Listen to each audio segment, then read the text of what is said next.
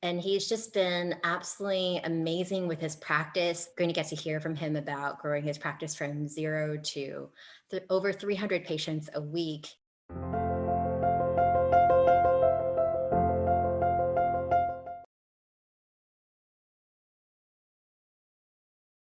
When I learned that we could grow with spinal screenings and dinner workshops, that kind of, I don't know, it kind of evolved into us doing business lunch and learns. And so we got really good at this system that we created in our office where a new patient would come in, we would sign them up for a care plan, and then on their next visit, when they started their treatment in our office, we would ask if we could come and do a workshop at their place of business. And so that was really that, because I didn't like doing spinal screenings all the time. I would if I had to save my business, but I didn't like doing them. And so what I did like better is if I could just spend 20, 30 minutes kind of doing a little workshop with 5 or 10 people at their business, that was okay. And I also found that that was a really good way to get new patients in. So that was the lifeblood of my practice. How did you Here, approach those places? yeah. So what we did is, so we do a 3-day process in our office, meaning day one was their exam. And then day two, we invited them back to our office for their report of findings. And that at the report of findings, that's where we would present our recommendations for care. And then whether if they accepted those recommendations, then they would be a patient. If they didn't accept those recommendations, they wouldn't be a patient, right? So day three, that means they accepted our recommendations and they were starting their care plan on the third day that they came back to our office. And that's when we taught them everything they needed to do in their office. We taught them about home care and spinal hygiene, our lifetime recommendations for how they should take care of their spine.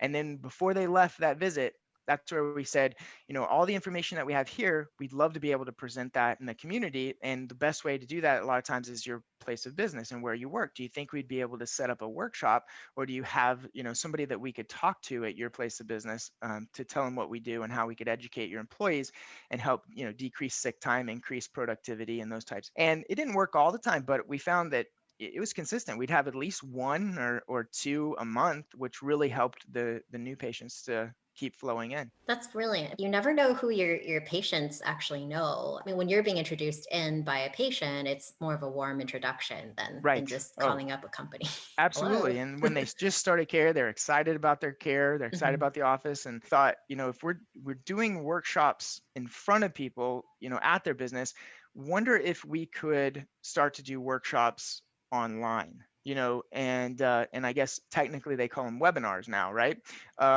But so we decided, look, education's education, and how you present it is just a different vehicle. Somebody could get it from a video, somebody could get it from a live workshop like this, somebody could get it from a live workshop in person in our office, right? Then we thought, look, let's start a monthly workshop that we do, and we'll invite all of our patients to that workshop because we're teaching about spinal health, and we'll also encourage them to invite their friends and family to that workshop. And we do those live. But when we created the documentary, we now do those just by playing either the movie, which is an hour and a half feature length film. So we invite them to movie night, and all we have to do is play a movie, a virtual movie. Or we actually have a lot of individual interviews from people who were in the movie. So they're 20 minutes or 30 minutes, or sometimes they're like little small movies, like we call them featurettes, and they're only 12 minutes. And so we can actually invite our patients to a live viewing of these interviews where they're learning about chiropractic, they're learning about natural health and wellness. And then at the end of the interview, so I didn't have to say a word, I didn't have to give a presentation or prep. At the end, I get on just like we're right here and just say, I hope you enjoyed that. Thank you so much for being here. I want to invite you all to come in for an exam in our office. It's only this much if you schedule tonight, and here is the phone number to call. And it's all completely virtual, all done with the press of a button, and it's easier on me. I did get to do it from home, and as soon as I get done, I go out and play with my kids. So it's been working really well. That's so awesome. And tell everybody a little bit about the film. What got Yeah. you Yeah. inspired to produce this, and who are some people you're collaborating with on it, and Yeah. what's it about? Right. I appreciate that opportunity. So, for the past 13 years of practicing, it's been a real passion of mine to teach what I call it spinal hygiene, or I call it lifetime spinal care. And the concept around that is just like, I think dentistry has done an amazing job of teaching us how to take care of our teeth for a lifetime. And it wasn't always like this. Like, you look in the history books back in the early 1900s, people, they had to go to the dentist, but usually it was because their teeth were rotting and they had to get their teeth pulled. And so that's always been a passion of mine, because in today's day and age, we're seeing more spinal decay and spinal degeneration happening at younger and younger ages than we've ever seen before. And a lot of times, we attribute that, not always, there may be some genetic role that's played in there, but a lot of times it's because of sedentary lifestyles, poor postures. We're in front of computer screens or cell phones that we're looking at all the time. And it's just getting worse, especially now after 2020. And this poor posture that we're in all the time is causing the spine to degenerate at younger ages and faster rates. And so that I've been trying to teach people, here's what a healthy spine is, here's what's important, and we do that in our office. But I was fortunate enough to have one of the owners of the largest videography company in the state of Texas as a patient. And so he said, hey, look, we do websites. And I said, I need a new website. So he's like, why don't you come into our office and we'll talk about your website. So I said, great.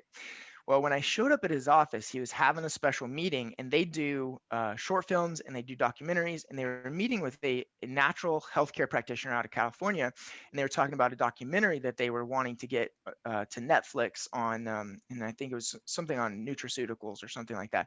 But I just heard it as I was walking past the door. And I stopped and I waited till their meeting was over. And I went in there and saw my patient. His name is Clay. And I said, Clay, do you have 10 minutes? Let me pitch you something, right? And he said, sure. So I sat down with him. I said, look, there is a silent epidemic going on right now in our society, like spines decaying at younger age. There was a study that was produced out from Scottish researchers that showed that they took 154 10-year-olds. These were asymptomatic 10-year-olds, so no pain, put them through an MRI machine, and they showed that 9% of 10-year-olds have the beginning stages of spinal degeneration or arthritis starting, and they contributed it to sedentary lifestyles and poor postures that our kids are in. So I was telling Clay, look, nobody's doing anything about this. We're waiting until somebody is in their 20s or 30s and they're diagnosed with arthritis, and then they're put on a medication, and then they just have to stay on that until maybe it gets bad enough for a surgery or something like that. Like, we're not doing anything to prevent this. Like, where dentistry did a great job of saying, hey, if you want to prevent tooth decay, you got to start young. You got to start taking care of your teeth. There are things you can do at home. Yes, you should have a dentist on your health team, right? But there are things that you can do. It's your responsibility to take care of your teeth. Anyway, as I explained that to him, he was like, that sounds great. That's not being done. Everybody loves healthcare documentaries. And so it kind of blossomed from there. Now, if you watch the movie, the film is called A Better Way. And that concept of really focusing on spinal degeneration exploded. I mean, the film is about so much more than that, because when we really started to interview these professionals, healthcare practitioners, people who have changed their lifestyle and changed their life, it was about more than just the spine decaying at early ages. It's actually about misinformation that we're getting as a society, and we're kind of taught to reach for a quick fix to cover up a symptom instead of addressing a cause of a problem. And this is not just a social way of thinking. This is bigger. This is in 60 commercials a day that our kids are seeing, right? And so anyway, there's a big conspiracy going on to I believe brainwash us into grabbing that quick fix instead of really focusing on what's improving health. And that's what the documentary kind of jumps into. It really evolved into It did. more. Yeah. Which is why I feel like I was supposed to be there in his office at that moment. I feel like there was a plan. God had a plan in the message, and he wanted to speak it through that movie, because there was no way that I could have interviewed the people that I did. I got to go to Hyannisport, Massachusetts, to the Kennedy compound and sit down with Robert F. Kennedy Jr.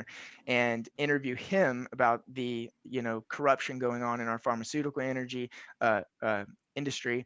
And then other experts, Josh Axe, he's in the film, and just never would have got those contacts had it not be for God opening doors and just the way the movie came together.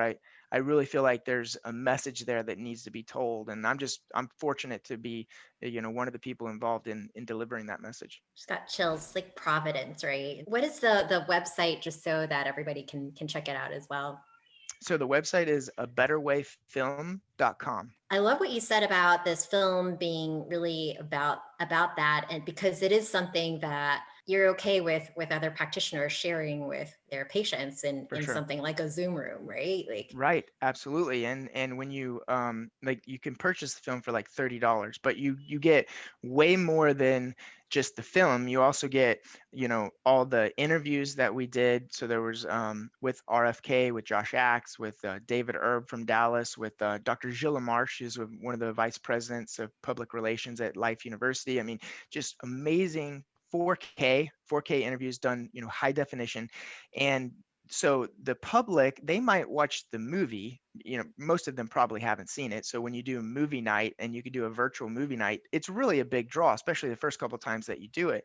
And it teaches them about natural health, about why they need to start asking questions about their health and their diagnosis, and looking deeper into finding that answer. So the film, I actually want all my patients to watch the film. Even I had this, we had these little, I don't know if you can see them, but they're little cards, and we put a promo code right here, and it gives them a free rental. So any of the practitioners who purchase the film, you get a free rental code, and you can have 500 rental codes that you can actually put on a card or whatever you want to do. You can give it to a patient to watch.